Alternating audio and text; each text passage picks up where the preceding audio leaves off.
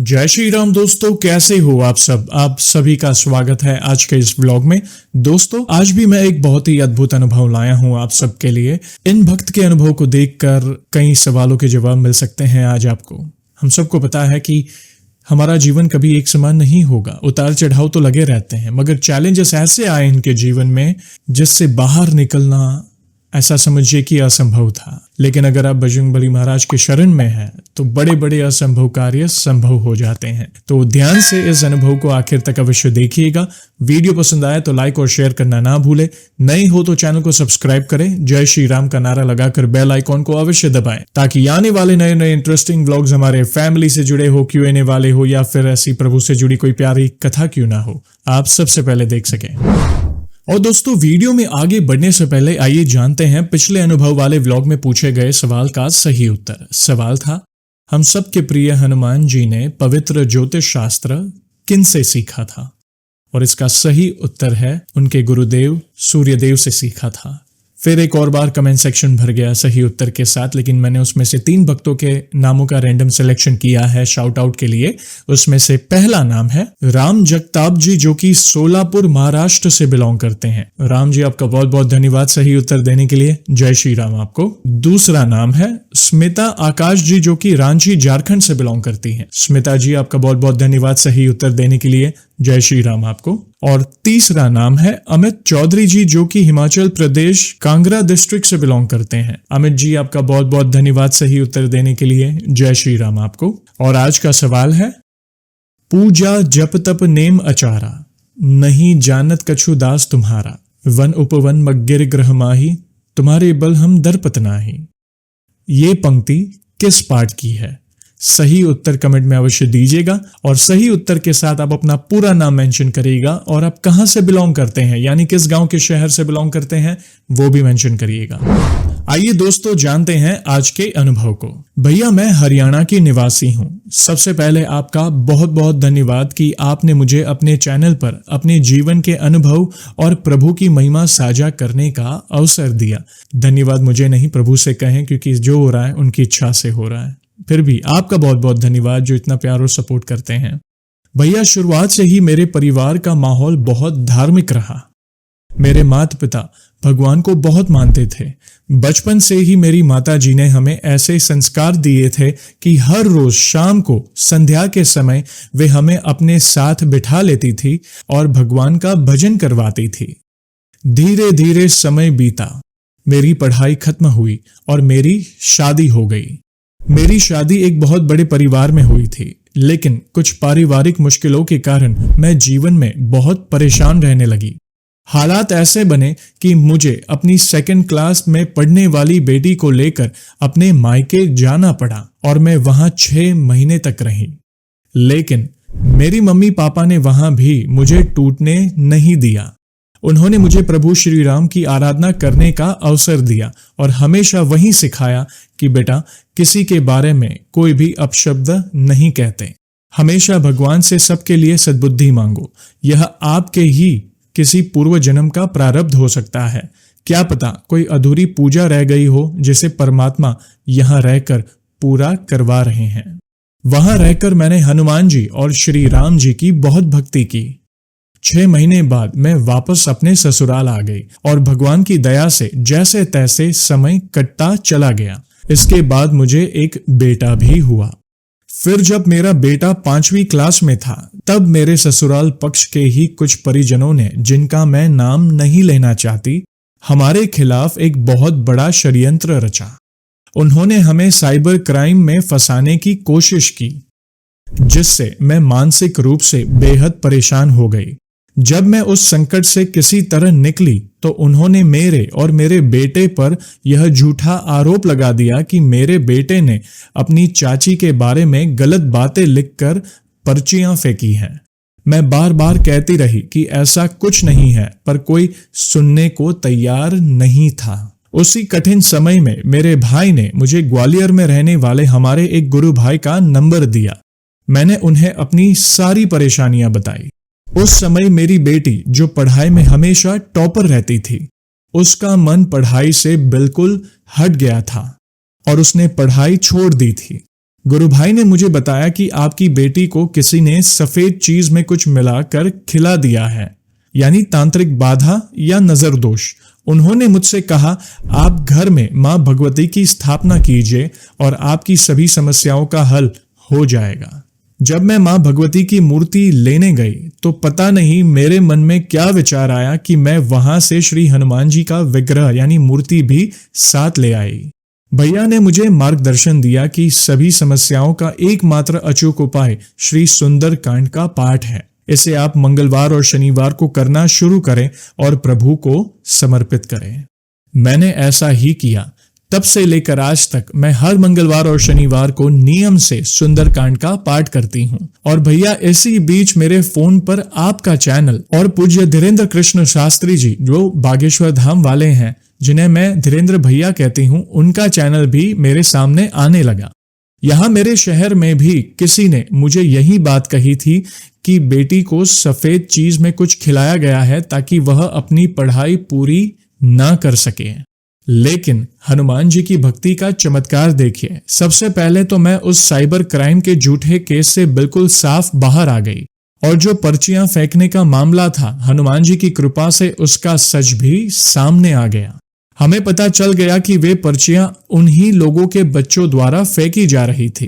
प्रभु ने सच सबके सामने लाकर रख दिया, भले ही वे अपनी गलती मानने को तैयार नहीं थे। अब मेरी बेटी का एग्जाम होना था। मैं प्रभु हनुमान जी से लगातार प्रार्थना करने लगी कि हे हनुमान भैया, करने वाले ने क्या किया है मैं नहीं जानती, लेकिन मैं यह जानती हूं कि करने वाला आपसे बड़ा नहीं है। आप सब जानते हो। आपको हमें इस मुश्किल से निकालना है और मेरी बेटी का सिलेक्शन BDS में करवाना है। और हनुमान जी ने ऐसा साक्षात चमत्कार किया कि मेरी बेटी का सेंट्रल गवर्नमेंट कॉलेज में एडमिशन हो गया। मेरे बच्चे पहले इन सब बातों को यानी चमत्कारों को इतना नहीं मानते थे।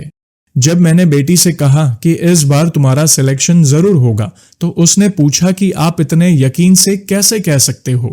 तो मैंने उसे बताया कि मेरे फोन में पूज्य नीम करोली बाबा जी की एक पोस्ट सामने आई, जिसमें लिखा था कि तुमने हनुमान जयंती पर मंदिर में जो मनोकामना मांगी थी वह पूरी हो जाएगी और तुम मुझे जलेबी खिलाना।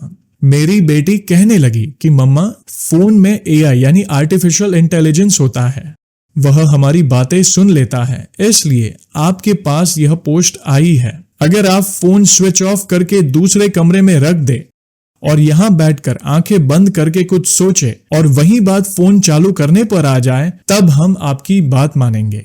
मैंने कहा ठीक है। बेटी ने मुझसे पूछा, जो आपने सोचा है वह मेरे कान में बता दो। मैंने वह बात उसके कान में बोल दी। मेरी बेटी दूसरे कमरे से मेरा फोन लेकर आई, उसे स्विच ऑन किया तो हैरान करने वाली बात यह थी कि फोन के स्क्रीन पर सबसे ऊपर वही बात लिखी हुई आई जो मैंने उसके कान में कही थी। वह भी यह चमत्कार देखकर दंग रह गई और उसका विश्वास पक्का हो गया। इसके बाद मुझे बहुत ही दिव्य स्वप्न आए। मेरे स्वप्न में श्री हनुमान जी और महादेव जी दोनों एक साथ आए।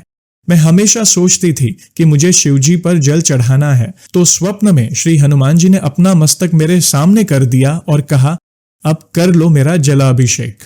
वही मेरी बेटी को लगातार 3 दिन तक एक ही समय पर सपना आया। उसने सुबह उठकर मुझे बताया कि मम्मा, मेरे सपने में श्री धीरेन्द्र कृष्ण शास्त्री भैया आए हैं। उन्होंने मुझसे कहा है कि आज की रात तुम्हें सोना नहीं है, जागते रहना है। उन्होंने मुझसे कहा कि तुम्हारे घर के पास देवताओं की टोली आएगी, तुम मेरे साथ चलना और अपना पैर आगे करना पर नीचे मत करना। सपने में हमारे गेट पर ढोल नगाड़े बज रहे थे। बाद में भैया ने उसका पैर खींच लिया और कहा, अब तुम्हारा सब कुछ ठीक होगा, तुम्हें कुछ नहीं होगा। कुंडली देखने वाले सारे पंडित कहते थे कि आपका बच्चा कभी डॉक्टर नहीं बन पाएगा, लेकिन आज हनुमान जी और राम जी की कृपा से मेरी बेटी फर्स्ट ईयर में है। सारे पंडितों की बात झूठी साबित हुई और प्रभु की कृपा सत्य साबित हुई। भैया हनुमान जी ने मेरे जीवन में आकर मुझे पूरी तरह बदल दिया। मैं घर पर रहने वाली एक साधारण हाउसवाइफ थी, लेकिन हनुमान जी की कृपा ऐसी हुई कि उन्होंने मुझे एक ट्यूशन टीचर बना दिया। मुझे कहीं बाहर जाने की जरूरत नहीं पड़ी। बच्चे खुद चलकर मेरे पास आए और प्रभु ने मुझे एक आत्मनिर्भर महिला बना दिया। एक बार का और अनुभव है। एक टीचर ने मुझसे कहा कि उनकी बहन के बेटे की शादी नहीं हो रही थी। वह मान नहीं रहा था। मैंने बड़े उत्साह और विश्वास में आकर उनसे कह दिया कि आप हनुमान जी के नाम का एक नारियल बांधिए और पूजा शुरू करिए। भैया, इतना बड़ा चमत्कार हुआ कि जो लड़का शादी के लिए बिल्कुल तैयार नहीं था वह मान गया। उसका रिश्ता भी मंगलवार को तय हुआ और उसकी शादी भी मंगलवार को ही हुई।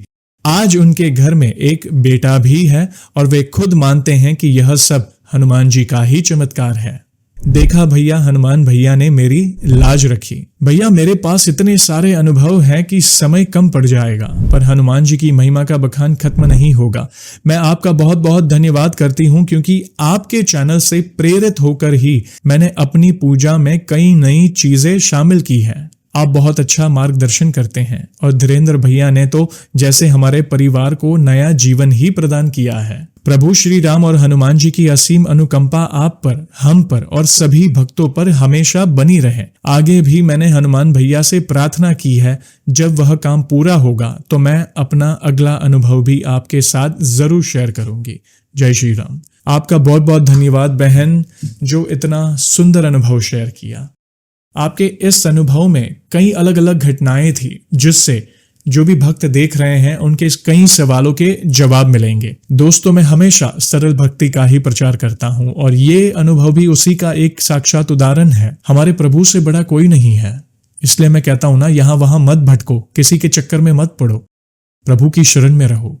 देखना, बड़े बड़े असंभव कार्य संभव होंगे। राम नाम से तो समुद्र में पत्थर तैर गए, तो हमारा जीवन क्यों नहीं तर सकता। हमारे जीवन में कितना भी बड़ा संकट क्यों ना आए, प्रभु की शरण में जाएं, अपने आप को उनके चरणों में सरेंडर कर दें, समर्पित कर दें। देखना, जीवन निखर जाएगा आपका। आपने जो सोचा होगा ना, उससे कई ज्यादा प्रभु आपको देंगे, आपकी कल्पना से परे देंगे, क्योंकि ऐसे ही है हमारे बजरंगबली।